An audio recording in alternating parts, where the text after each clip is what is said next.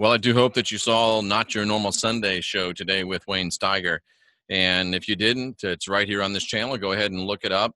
It's the video just before this one. Great time, great show, great content. And we look forward to sharing that with you every Sunday. And I encourage you to really get in there and take advantage of that. And Wayne is the one that kind of put me on to the Hermetic principles. And today we're going to talk about the next Hermetic principle in line, and that is the principle of polarity. And this is just really deep stuff, really powerful stuff. And more than that, it's things that are life-changing. It's things that you can use as soon as you finish this broadcast. It's things that really will take you to the next level. And that, ladies and gentlemen, is what we're here for. So let's talk about the principle of polarity. And briefly stated from the book called The Kybalion, which I just received in the mail from Amazon. I'll be delving into that. Pardon me. It says everything is dual. Everything has poles. Everything has its pair of opposites. Like and unlike are the same. Opposites are identical in nature, but different in degree. Extremes meet. All truths are but half-truths, and all paradoxes may be reconciled. That's from the Kybalion. And if you think about it, it's amazing. And if you think about it, we spend a lot of our time in the New Age. We spend a lot of our time in the truther, quote-unquote, community, trying to deny polarity, trying to deny duality, trying to pretend like it doesn't exist. And we can pretend a lot of things, but that doesn't mean that things are really going to change. And it can be as simple as, when I was living in South Florida with another person, and we're both sitting on the couch, and she says, "Boy, it's cold in here." And I'm sitting right next to her thinking, "What are you talking about? It's hot in here." And the question becomes, when does hot become cold? When does cold become hot? And actually, hot and cold are the same. Hot and cold are identical in nature. They're just different in degree. Hot is half cold, cold is half hot, and it's a very basic way to look at things, a very basic way to understand things, but it is true. And it's a little bit difficult to wrap our mind around the fact, the principle that everything is dual. Everything has two poles.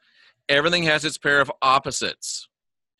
And even if you think about yourself as an individual, you're really dual.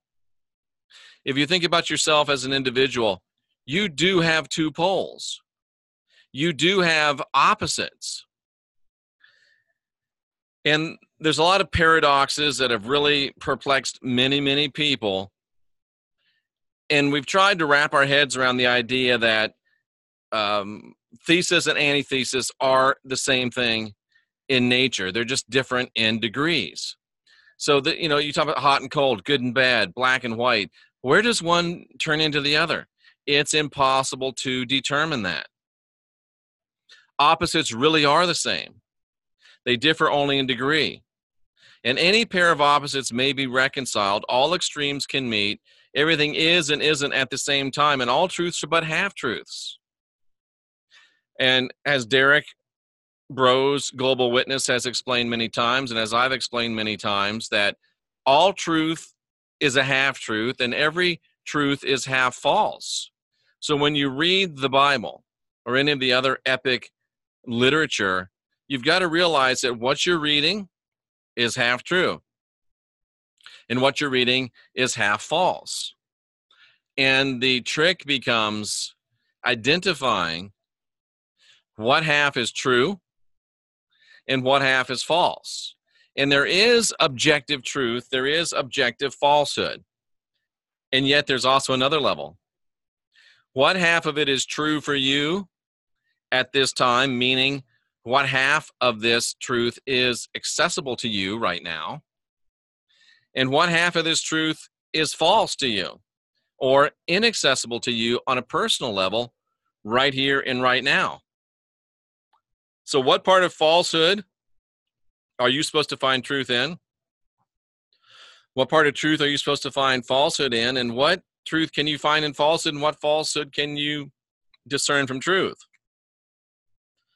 And that changes from day to day, sometimes moment to moment within your life. And if that's the truth in objective truth itself, when you say that's also the truth within your interpersonal relationships, what are you supposed to see in this person or that person at this time or that time? What light are you supposed to see from them and learn from them? What dark are you supposed to notice from them and learn from them? And if you bring it down even closer, what are you supposed to learn from yourself at this time? What light are you supposed to embrace? What dark are you supposed to identify, even within yourself at this very time? Folks, there's two sides to everything. And I was taught this lesson in a very graphic way when about 6 or 7 months ago, I formed an opinion about a person based upon the one-sided opinion and explanation of a relationship that I had no witness to. And I allowed myself to form a hard and fast and very passionate opinion about a person that turned out to be very, very much wrong. And I forgot that there are really three sides to everything. There's two sides, but the two side is, his side, her side, his side, or his side and his side. And then what really happened would be that third side. But there are two sides to everything, ladies and gentlemen. And whenever you hear a story, whenever you hear an explanation, whenever you hear somebody tell you about something, remember, there's two sides to everything. And to make decisions based upon one side is the height of foolhardiness. And it's not very spiritual to do so. Because in everything, there's two poles. Everything, there's opposite aspects. And in everything, there's two extremes of the same thing, ladies and gentlemen. Like I talked about heat and cold. When does heat become cold? When does cold become heat? There's really no such thing as absolute heat. No such thing as absolute cold. And the terms even, hot and cold, are just words that we assign to a varying degree of different things. Same thing about light and darkness, which are the same thing. And the difference consists of a varying degree between the two poles. When does darkness stop and when does light begin? What's really the difference between large and small, hard and soft, black and white, sharp and dull, noisy and quiet, high and low, positive and negative? What are these differences, ladies and gentlemen? What are these differences? Really, these differences are nothing more than perceptions, aren't they? They really are our perceptions on the mental plane. What is hot is what is hot to you. What is cold is what is cold to you. What is real is what is real to you. What is false is what is false to you. What is true is what is true to you. What is wrong is what is wrong to you. And that's so true. And even if your truth, something that's true to you, is not really objectively true, it can still be true to you, and you can suffer from your truth. Well, this is my truth. Well, congratulations, that's your truth. That is your principle operating on your mental plane, but your mental plane can be headed for a crash landing, ladies and gentlemen. So you can have truth. And if your truth doesn't line up with objective truth, the two are going to meet at some point, and it's not going to be a pleasant meeting. And the author of this book talks about the examples of love and hate. And love and hate seems to be totally different. And yet, there's lots of degrees between hate and love. And somewhere along that line, usually we think of it being in the middle. There's a point where like turns into dislike, dislike turns into like. And it shades so gradually that sometimes you don't even know if you like somebody or dislike someone. And just coming out of a relationship, ladies and gentlemen, it gets very hard to define that specific point where you went from love to like, from like to dislike, from dislike to hate, or did you go from love to hate? And hopefully we don't ever really get to hate, but it is what it is. But how in the world, and where in the world, and when in the world do you get to those points? And the truth is that all of this is really just degrees of the same thing. And the more important thing of all of this, and the most important thing of all of this, is the realization that it is possible to change your vibrations from one to another. You can change hot into cold.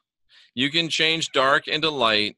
You can change bad into good. And you can change hate into love in your own mind and in the minds of others. I've done it. 6-7 months ago, there was a person I hated. He hated me. Today, I love him. He loves me. What changed? My mind, his mind. A transmutation, a change in polarity from hate to love. And it was a rather rapid transition from love to hate. And interestingly enough, I have experienced, being projected at me, a remarkably rapid transition of professed love to something very much away from that polarity. And it happened like that. So don't think that you can't change polarity from hate to love just like that, because you can. And don't think you can't change polarity from love to hate. I had some good ones going just like that, because you can. By means of Hermetic formulas, ladies and gentlemen, you can transmute evil into good. You can transmit hate into love, and you can even affect that change in other people. Don't know how wise that is, because if it's not really their change, it's probably not worth it. But if you want to devote the time, if you want to devote the study necessary to master this art of transmutation, you can, at the very least, change hate into love in your own mind. And you can begin to recognize and identify and be aware of right away the change from love to hate or hate to love in the mind of another, by recognizing through the principle of polarization and by recognizing through the principle of vibration. And if you really want to take it next level, you can begin to be able to transmute energy in others. And Wayne and I talked today about the possibility of using that in an offensive way. Well, somebody says, I don't want to override. Be careful, don't override anyone else's intention. Excuse me. If I could override the intention of a man that's going to kill a person, and I can override that intention, have him not kill that person, I'll do it every day. If I can override the intention of a person that wants to harm a child and make them not harm the child, I'll do it every day. You can call it black magic. You can call it what you want. I'll call getting it done. And I'll do it all day, every day, cousin. And if you weren't such a And you should consider doing it too.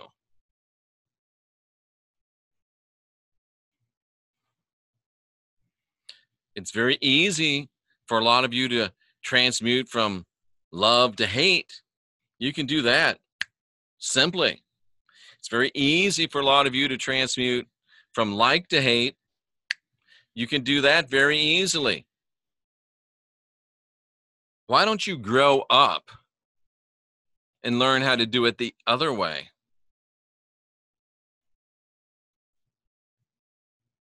The principle of polarization, the principle of polarity,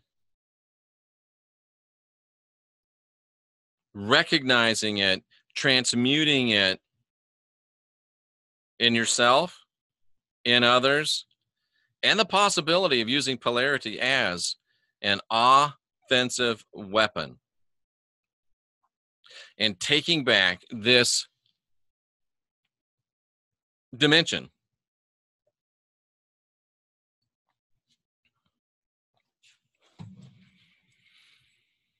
That's unindoctrinating yourself. That's asking questions. That's questioning answers. That is doing the inside job, and it is an inside job. That's what it means to be the last generation of real humans. And ladies and gentlemen, this is what it means to get busy.